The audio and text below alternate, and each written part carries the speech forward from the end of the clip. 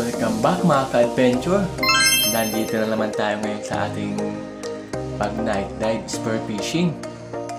So tara na at mag-ipake tayo dahil meron tayong dayo na tinatawag. Pupunta tayo sa kabilang isla at manghuhuli tayo ng isda na may pangbebenta.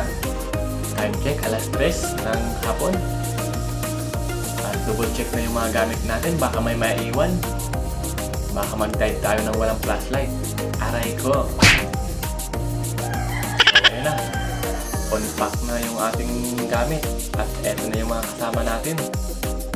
So bale dito ay huli ko nang na-upload ito dahil mahina yung signal talaga dito. At ayun, mga kasama namin madami kami dito, mga ka-adventure. Shout out dyan sa mga solid followers natin na palaging sumasubaybay sa ating mga video. At maganda naman yung panahon kaya napag-isipan nila na mag-adventure sa kabilang isla.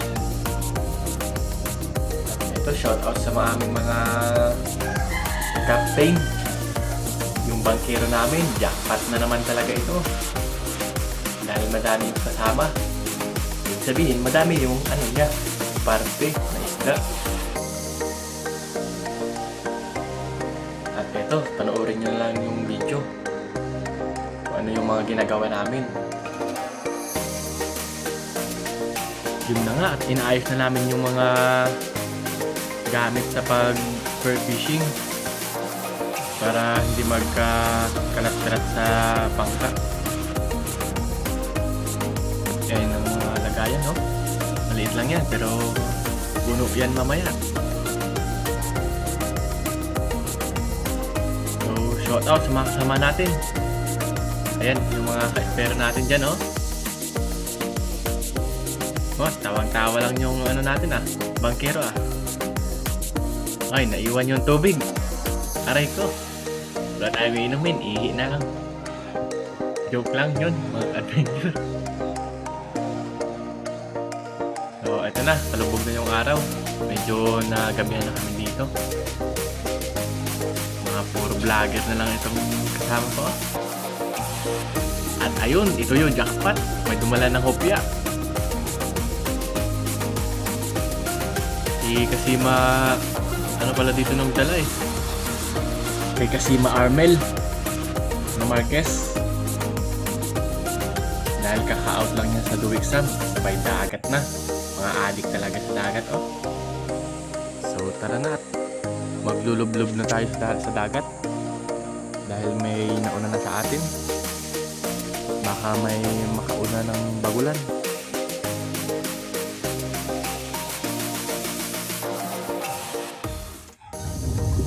At yung buwan na mano natin ditong mahuhuling isda ay isang danggit. Ayan nakasanda lang sa bato kaya tinusok ko na. Saka dadamputin ko na lang at ipatatagos sa aking shop. Ayan Ganda lang mga adventure dahil kung makatinik ito ay masakit din. Ingat din sa mga sea urchin, sa tabi-tabi lang. Kaya bago kayo tumira ng isda, tingin muna sa mga gilid-gilid. So, sulit na yung ating pang-pakyo dito. Masarap din kasi yung isdang ito. Kaya hanap naman tayo panibago. May katabi at ayun na nga, isang isdang yung baga-baga o kambing. Basta pula, yung parang suga na din na masarap din sa pampaksiw. Kaso nga lang, nag-camouflage, hindi ko na nakita. Ito na lang, isang tiki o tambod. Masarap din ito na pang sarsa. Kaso hindi ko din nakuha. At ito mga ka-adventure, Kalamitan ko na ng special technique na blinker, yung pusit. para hindi siya masyadong lumayo. At ayun na nga, sa kinaganda ng palad, nakuha ko din pala yung taki. At yung pisit, o diba? Dubli-dubli na. Ang daming mga pera na sa dagat, no? Nagkakabundol-bundol na sa camera.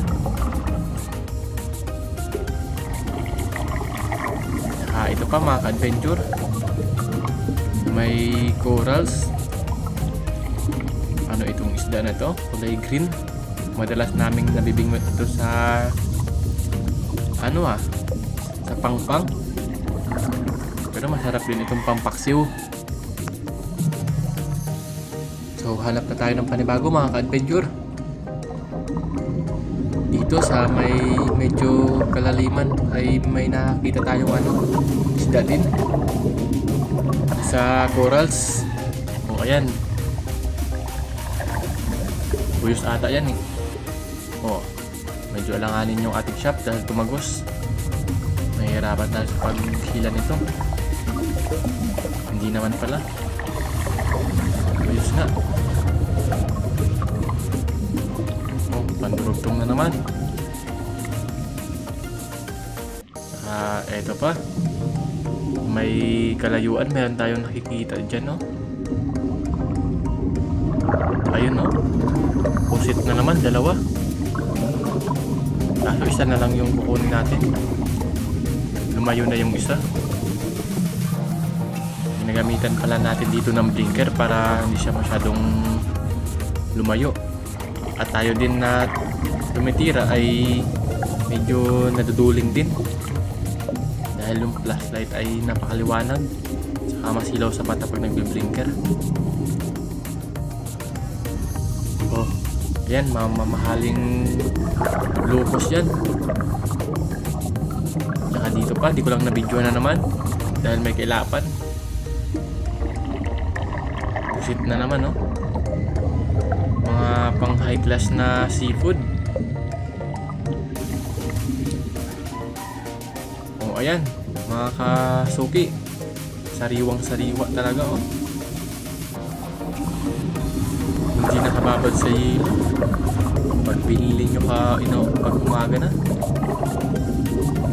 Ay, isa pa itong paborito ng mga lola, sangkuros. Na lang nakuha ko isang oros, oh. Pampaksiw at pang-inihaw nila to. Madami sana yan, kaso yung iba ay tinatamad na ako magpana dahil patago-tago at nakadikit sa mga bato. Dito pa, oh. Ano ito?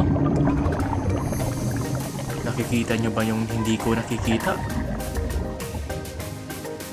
Nakita ko na, busalo. Oo, tatakas ka pa, ha?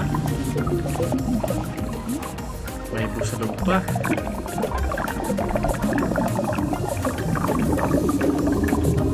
Ito yung mga isda na bihira lang mag-season sa isang taon. Kaya sinusulit talaga natin sa mga kulapo na tinatawag.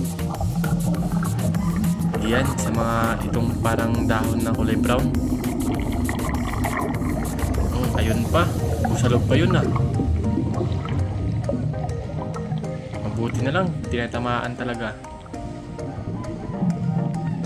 Parang alanganin yung pagkakuha. At eto, dalawa na naman.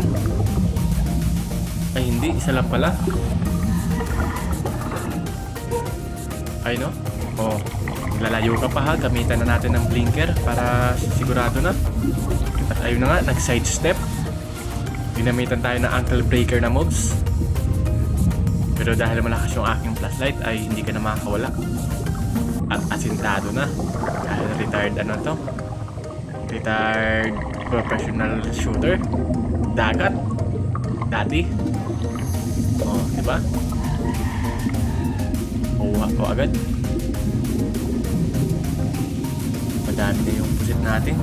Yung iba hindi ko na nabidyohan dahil sa may kailaban.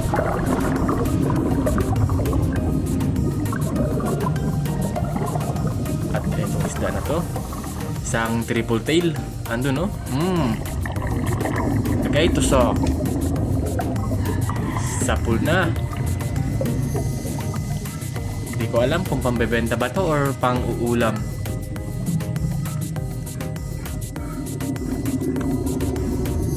Ay no, hindi ko pa masyado nakuha. Dahil nakasandal sa bato, tusukin natin ulit. Baka makuha na natin. Sana hindi makawala. At ayun na nga. Jackpot mga ka-adventure.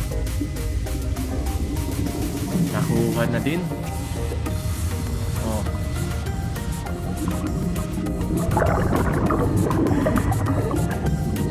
Ito yung mga isda na palaging nakasuksok sa butas ng mga corals. Sisipagin ka talaga maghanap sa mga corals sa mga bato-bato. Nandyan yan. At ito pa oh. Isang bagulan. Kaso maliit pa. Hindi pa pwede mga ka-adventure. Kumakain pa siya ng isda oh. Hayaan na lang muna natin siya para lumaki pa.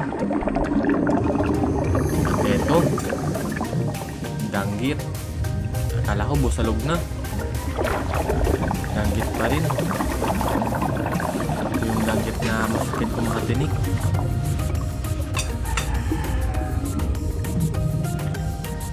Kaya dandahanin lang natin sa i-slide sa buya o sa ating PC para hindi tayo madali. Ito lang mga adventure. Medyo may nakita akong isda dun ah. Kaya dala akong agad sumangat. At ayun na nga oh. May lapu-lapu pala doon. Agay tusok. Hindi ka na makakawala dyan, boy. Sulit na yung ating pang bebenta dito oh. Mamahaling isda. O hanap pa tayo ng panibago. Baka merong kasunod pa ito. Ito yung mga lapu-lapu na hindi na masyadong lumalaki. Pero masarap ito. Basta lapu-lapu. Namumula.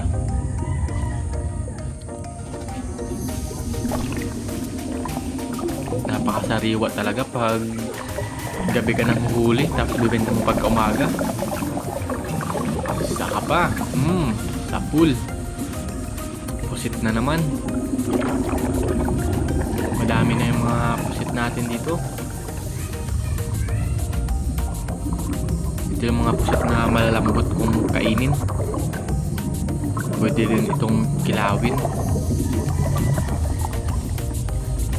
Hanap naman tayo dito sa mga kulapo. Baka merong lipti na mga malalaki.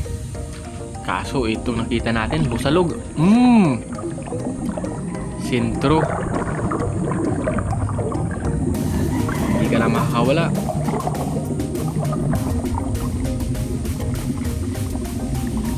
Ito yung mga vegan na isda. Kasi mga lumot sa dagat yung kinakain nila. At ito pa. Ayun on, nakasilip. Busalog na naman. Sapul. Sintado tayo dito dahil nag-training tayo kagabi. Ayun no. Oh, di ba? Kitang-kita nyo.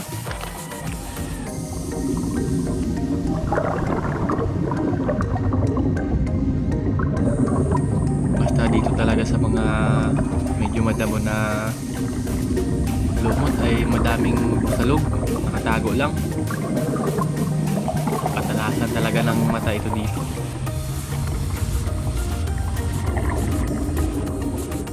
Nandun pa oh. Kulay green. Gumagalaw lang talaga yung kulapo. Ayan. May busalog pa. Ito sa amin, ito yung mga medyo may kamahalan din na isda. At ayun na nga, nakauwi na tayo dito mga ka-adventure. Ito yung mga huli namin Sari-sari na. Oh, may biscuit pa Skyflix. Para sigurado yung lakas mo na tumatagal. Alaksan pala yung tempar. At ito may ubod. Oh, ayan. Ang dami na yung huli.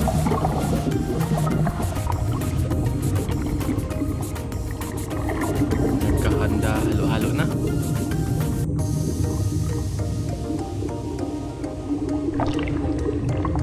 Oh, ang dami na huli.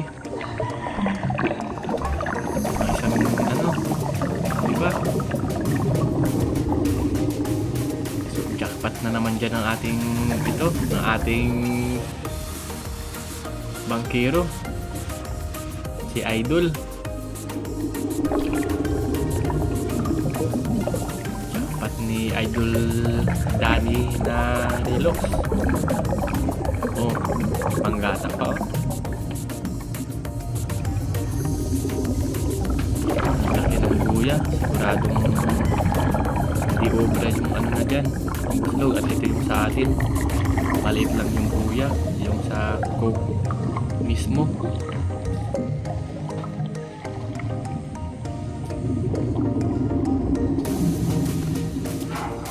At ito na yung huli ko mga ka-adventure. Maliit lang yung lagayan natin. Oh, nagka-party-party na kami diri. So hanggang doon na lang mga ka-adventure. Salamat sa panonood. So ditong episode nito ay dito din nasira yung aking cellphone na Tecno Camon dahil inabot kami ng malakas na bagyo.